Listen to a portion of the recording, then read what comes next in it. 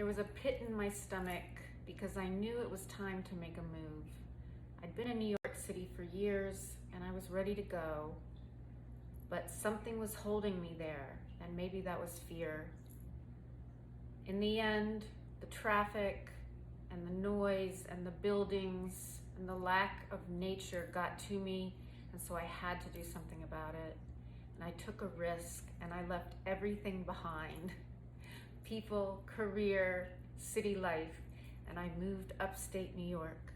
Once I was settled upstate, I went through the newspapers and found that a Grand Prix horse barn was looking for a rider and a barn manager. This was something I could do.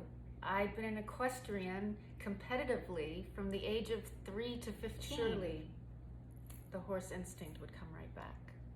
I got the job and I went from making $200 an hour to $200 a week, from a huge loft on Green Street in Soho to an apartment above the barn. I had never been happier in my life.